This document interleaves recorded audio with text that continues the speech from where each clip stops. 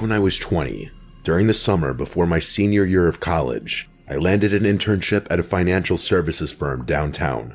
It wasn't anything fancy, mostly data entry, spreadsheets, and sitting in front of a computer all day, but it paid decently and it looked great on a resume. There were 7 other interns behind me, and we were all crammed together in this open office section with rows of cubicles that didn't quite give you privacy, just enough to make small talk feel optional. Out of the 7, 5 of them were people I liked, a mix of chill, down-to-earth college students who didn't take the internship too seriously. Another guy, Eric, was the type who treated the whole thing like it was life or death, barely spoke, and was always typing like his keyboard owed him money. But the 7th intern, Alex, was something else entirely. When I first met Alex, he seemed normal enough, maybe a little awkward, but we all were at the beginning.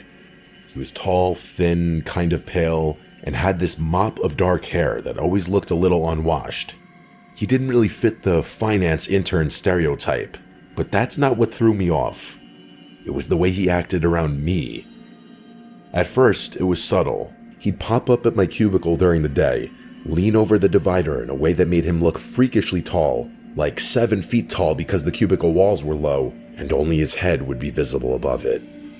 He'd tilt his head slightly, grin with a strange frozen smile, and start talking in this deliberately weird voice, like he was trying to sound creepy on purpose. I'd laugh it off awkwardly, pretending I thought it was funny, but I remember thinking it was an odd thing to do in a professional setting. He'd say random stuff, like "working hard" or "hardly working, Ronnie," in that slow, unnatural tone, and then hold the smile for way too long. The first couple of times, I figured he was just being quirky or trying too hard to stand out.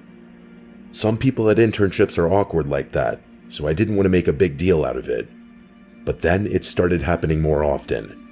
Every single day, at least once, I'd see his head slowly rise above my cubicle wall.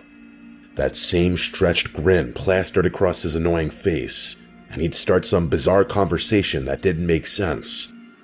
Sometimes he'd make jokes that weren't funny, or mutter random phrases that didn't relate to anything.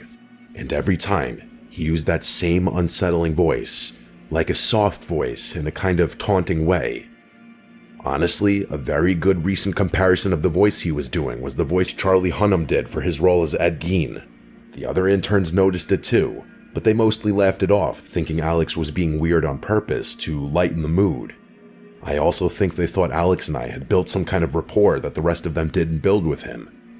There was something about the way he directed it only at me that made me feel uncomfortable. It's not like I treated him any differently.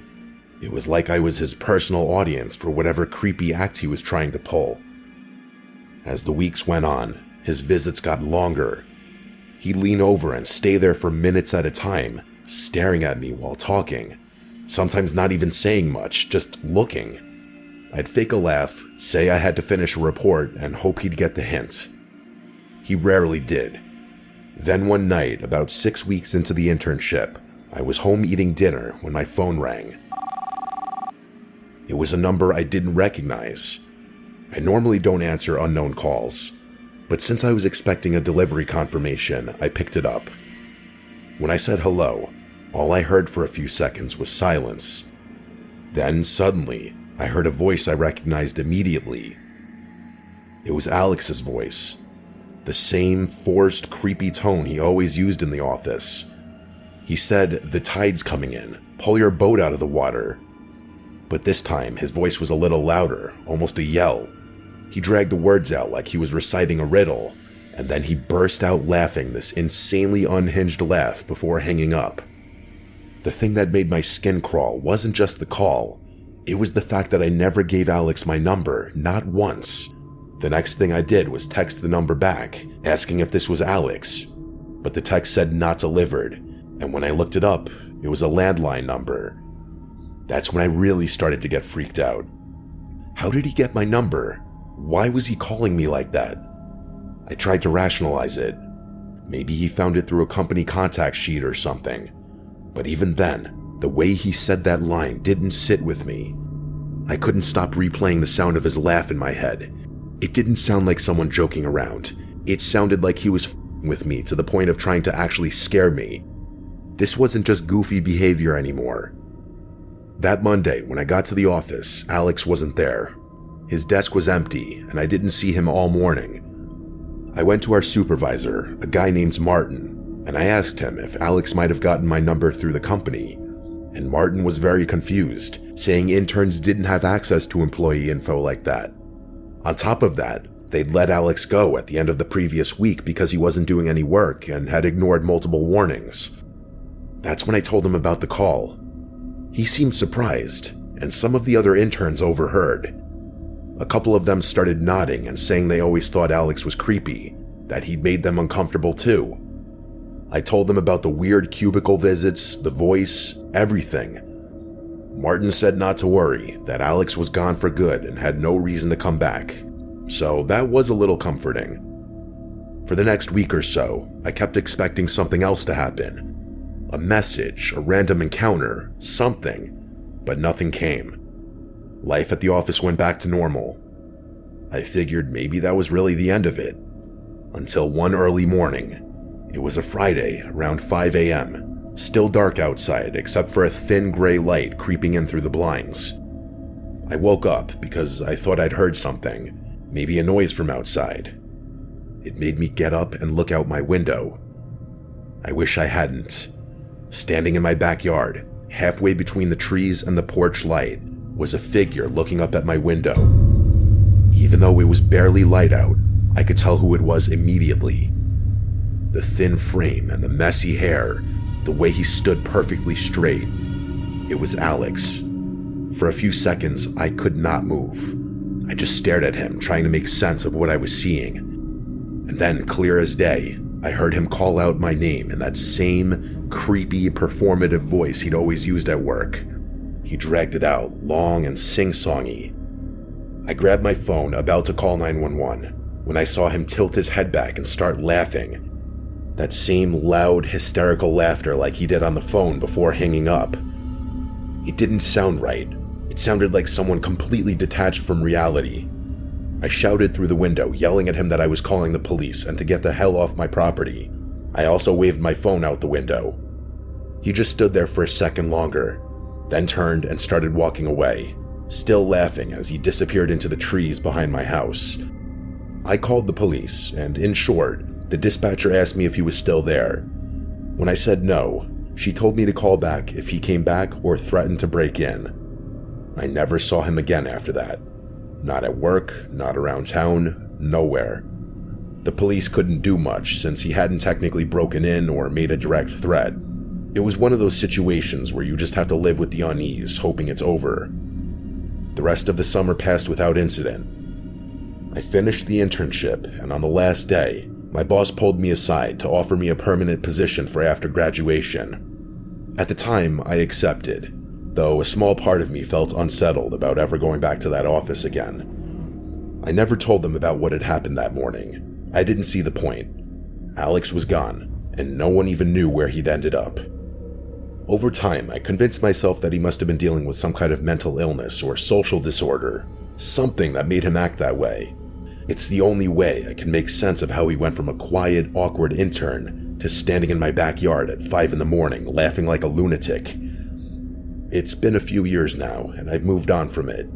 I didn't end up with that company. I got a different job after graduation. I don't think about this too often anymore, but sometimes the thought of that image of him in my backyard still skeeves me out.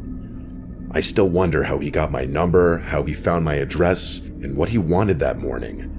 I guess it's not that hard to get people's info online these days.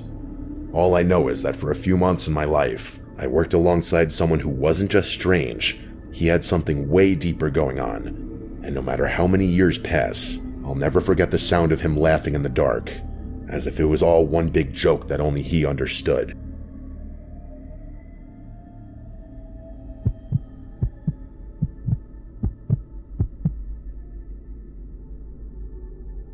I was 17 when this all happened.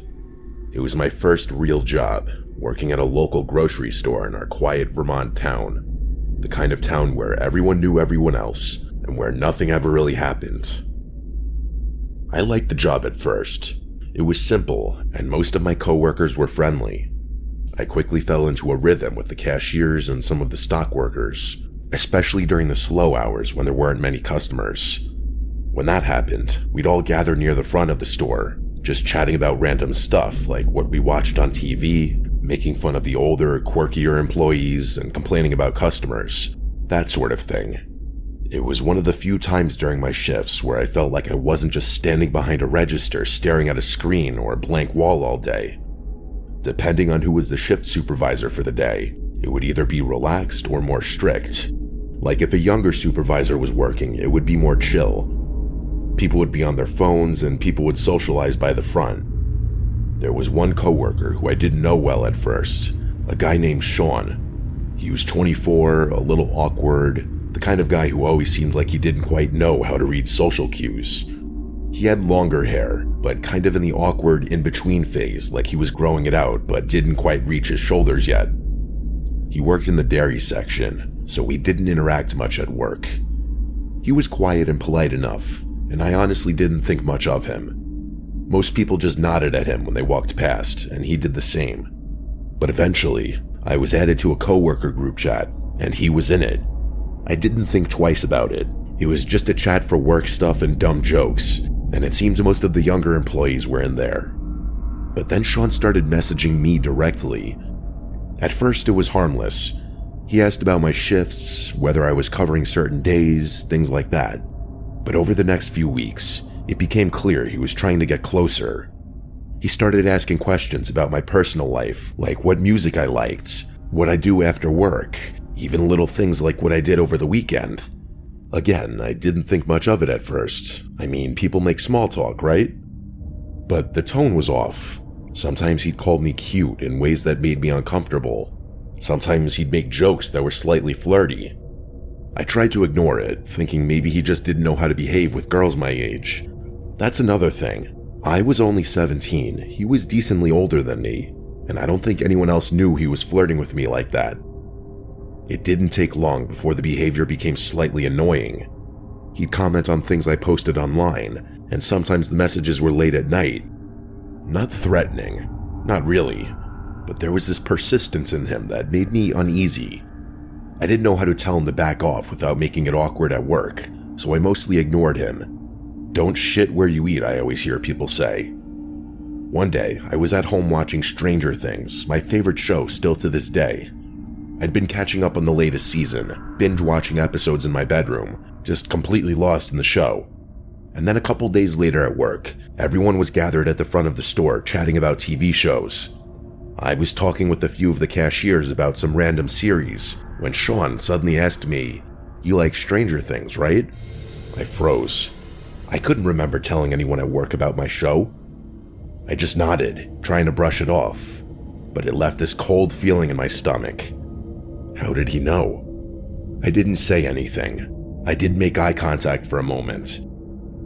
He just smiled awkwardly and eventually left the front of the store back to the dairy section like nothing had happened. But I couldn't shake the feeling that he was watching me more than I had realized. It wasn't until a few nights later that the fear really started. I was lying in bed, trying to fall asleep after a long day at work. The house was quiet, and then I heard a soft scraping noise against my bedroom window. At first, I thought it was the wind or maybe a branch brushing against the glass, but then I heard it again. A distinct sound of someone tapping on the window, just lightly enough for it to be unnerving. I got up and peeked through the blinds, half expecting to see Sean out there, but there was nothing. I tried to convince myself the sound was nothing to be alarmed about, but the thought of Sean's question at work, about Stranger Things, a show I hadn't told anyone about, it kept running through my head. A couple of days later, he texted me again. This time I didn't ignore it. I told him clearly and firmly that I wasn't interested. That was when things escalated. Almost immediately, he replied, "Okay, good luck changing your address." I couldn't believe it. In one insane text that he clearly sent before thinking of the repercussions, he proved my suspicions right. I saved the messages and took screenshots. I went straight to my manager and explained everything. My manager was shocked. He told me not to worry, that they'd handle it. I also went with my dad to the local police department to file a report, showing them the messages and explaining the incident with the window, explaining that I suspected Sean might be stalking me. The next day at work, Sean was called in by our boss. He didn't come back. It turned out he was fired on the spot, and the police started the paperwork for a restraining order. I thought maybe that would be the end of it, but I quickly realized that nothing really felt over. Even with the restraining order in place, if he was actually a crazy person, what's a piece of paper gonna do to stop him from coming back to the house and doing something crazy? I double-checked locks obsessively, refused to answer any calls or messages from unknown numbers, and avoided talking about my routines with anyone except family. The weeks dragged on like that. I would wake up at night convinced I heard something outside. I had to remind myself constantly that the restraining order was legally binding, that he couldn't come near me, but the fear was real. Eventually, as the weeks turned into months, the paranoia started to fade. There were no incidents, no attempts to contact me, no sudden appearances. The restraining order seemed to hold, and life slowly returned to normal. I got more comfortable going out alone, stopped checking my window obsessively before bed, and eventually, I stopped thinking about Sean altogether. It took a long time, though, for me to feel fully safe again. Even after moving on, the experience left a mark. I was hyper-aware of my surroundings, cautious about new people I met, especially in situations where I felt isolated. I learned to trust my instincts and take any uncomfortable behavior seriously, no matter how small it seemed at first. Looking back, the thing that scares me most isn't that Sean might have actually harmed me. It's how quickly someone who seems normal, even awkward or harmless, can turn into a source of fear. It can start with small, seemingly innocent interactions, messages, questions, little comments, and escalate into something far more serious. Now, years later, I've moved past it. I work in a different town, live in a new apartment, and I don't think about that grocery store anymore. I don't talk to a single coworker from that job anymore. But the memory of those nights lying in bed, convinced someone was outside my window, it's not something that ever goes away entirely. It's a reminder of how quickly life can feel unsafe, even in a small, quiet town where nothing ever seems to happen. And while Sean never came close to doing anything physically, the psychological impact was enough to make me question how safe I ever truly was. So if you're ever at work and notice a coworker crossing a line, even subtly, take it seriously. Don't brush it off as awkwardness or harmless flirting. It might seem over the top at first, but it could save you from months of fear, or worse. Because sometimes, the danger isn't obvious.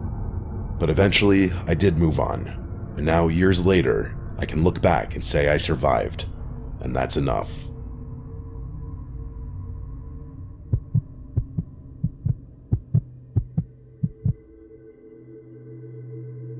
When I was 26, I started working at a small insurance office in a quiet part of Pennsylvania. The kind of office that's tucked behind a strip mall with one long row of desks, flickering fluorescent lights, and the smell of coffee at all hours of the day. It wasn't glamorous, but it paid the bills, and I liked most of the people there. The job could get boring, especially on slow days when the phones barely rang, but it was easy money. I usually worked the day shift, but on this particular Friday, I was scheduled to help close up the office because we were behind on filing a batch of client records. There was a big storm warning that afternoon, the kind that takes over the entire local news broadcast. The moment I woke up and looked out the window that morning, I knew it was going to be a dark, stormy day, and around 3 o'clock, the rain started to pour so heavily you couldn't see the end of the street. The thunder came soon after, shaking the windows every few minutes. Honestly, I was personally enjoying the ambiance of the storm. Then the manager decided to let most of the employees leave early before it got worse, but a couple of us volunteered to stay to finish some paperwork. The only other person who stayed was a guy named Tom, who had just started working there about 2 weeks prior. He was in his early 30s, tall, quiet, and sort of off-putting in a way I couldn't describe. I wouldn't say creepy, just strange. He never said much to anyone, but he was always nearby. If I went to make coffee, he'd be there 2 minutes later. If I was restocking paper, he'd show up pretending to do the same thing. I figured he was just socially awkward. When 5 o'clock hit, the storm was in full force. I swear, every few seconds lightning flashed, followed by thunder that made the floor vibrate. The office felt emptier than usual, and the usual hum of lights was replaced by the sound of the storm. Tom was sitting at his desk a few rows down, typing something on his computer that looked like nonsense from where I sat. Every time I looked up, I could see him glancing over in my direction. At first, I tried to focus on my work, but after an hour or so, I realized I hadn't seen him get up once. Around 6:30, the power started flickering. Both of us made the same nervous laugh when the lights dimmed, but he didn't say anything. The next flicker lasted longer, and when the power finally went out completely, the office went silent except for the rain. The emergency lights kicked in, leaving everything bathed in a faint orange glow. I said something about maybe it being a good time to head out, but Tom didn't respond. I heard the sound of keys jingling, and then the front door locking. He muttered something about how it wasn't safe to go outside right now. I thought maybe he was just trying to be helpful, but something about the way he said it gave me chills. I went to grab my bag and jacket, figuring I'd wait it out for a few minutes before heading home. The power outage made the whole building feel smaller. The emergency lights barely lit the hallways, and the storm outside was deafening. When I came back toward the front, Tom was standing near the door, just staring out into the dark parking lot.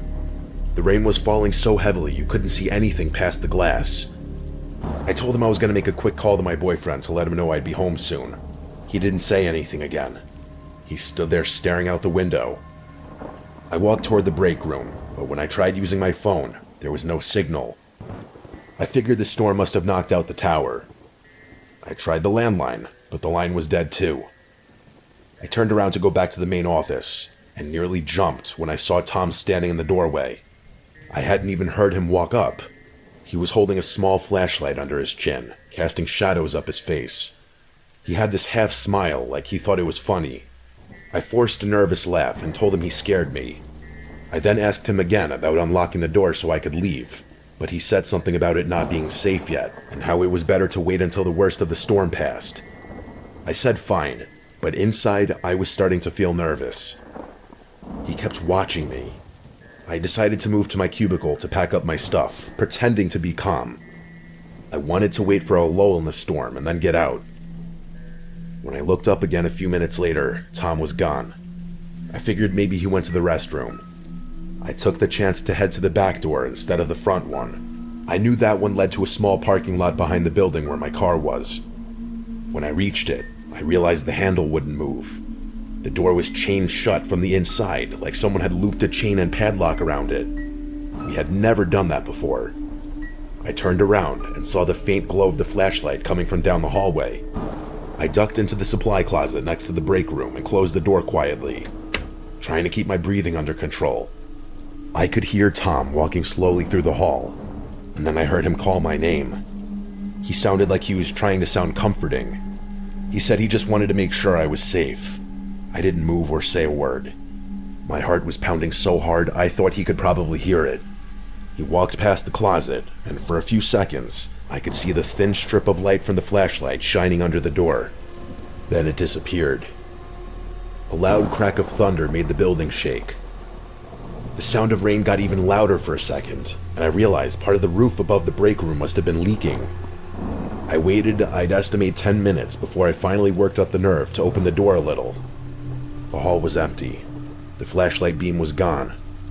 I stepped out carefully and made my way toward the front again. When I turned the corner, I froze. The front glass door had been shattered completely. Rain was blowing inside across the floor, soaking the carpet. Tom was nowhere in sight. I hesitated, wondering if he had gone outside, but then I realized this was my only chance. I ran out the door into the pouring rain and sprinted for my car.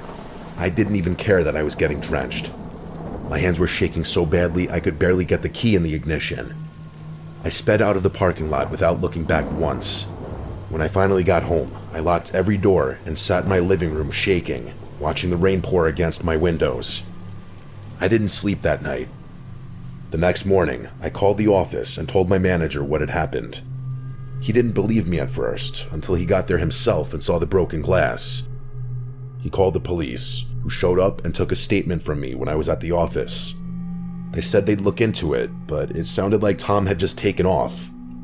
His car was still in the lot, unlocked, with the keys sitting on the driver's seat. His phone, wallet, and a few personal items were still inside. The security cameras had been turned off manually before the power outage, which meant he must have done it earlier in the night. Nobody ever saw him again. A few of my coworkers said maybe he had some kind of breakdown, but I couldn't stop wondering if he'd been planning something worse. I quit the job a month later. Even though nothing ever happened after that, I couldn't work in a small, enclosed place like that where I had experienced such a traumatic incident. It just wasn't healthy.